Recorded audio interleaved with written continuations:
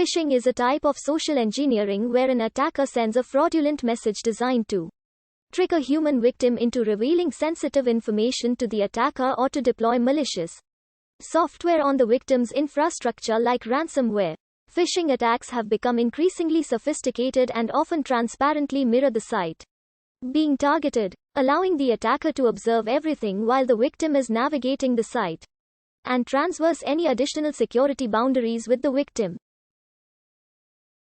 As of 2020, phishing is by far the most common attack performed by cybercriminals, with the FBI's Internet Crime Complaint Center recording over twice as many incidents of phishing than any other type of computer crime. The first recorded use of the term phishing was in the cracking toolkit AOL created by Kosila Rekush in 1995. However, it is possible that the term was used before this in a print edition of the Hacker magazine. 2600.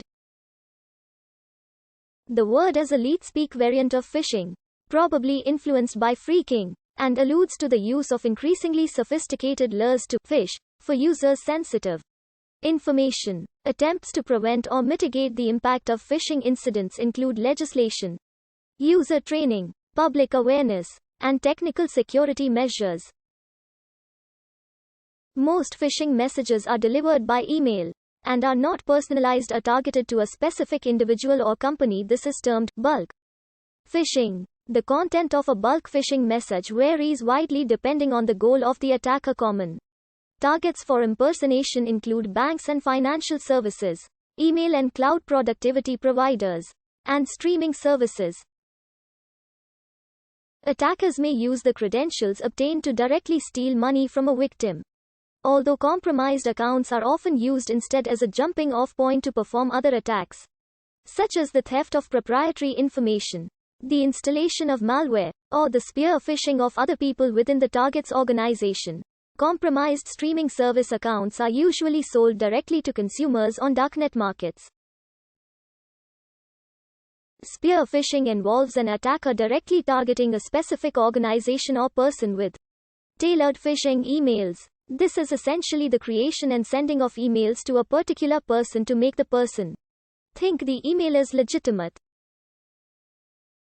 In contrast to bulk phishing, spear phishing attackers often gather and use personal information about their target to increase their probability of success of the attack.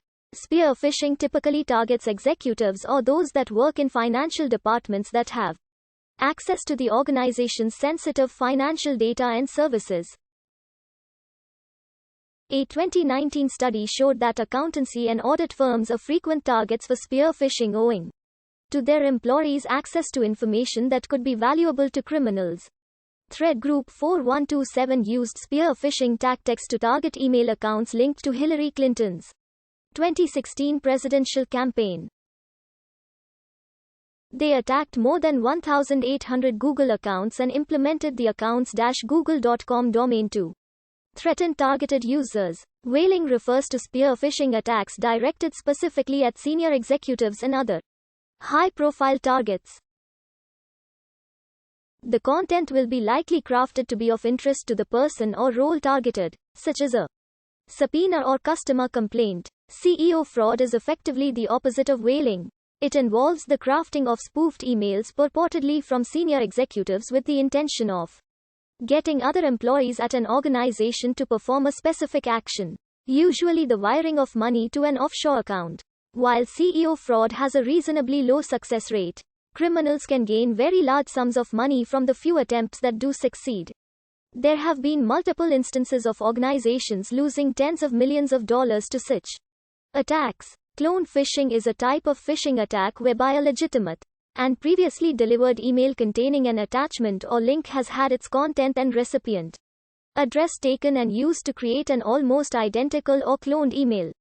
The attachment or link within the email is replaced with a malicious version and then sent from an email address spoofed to appear to come from the original sender.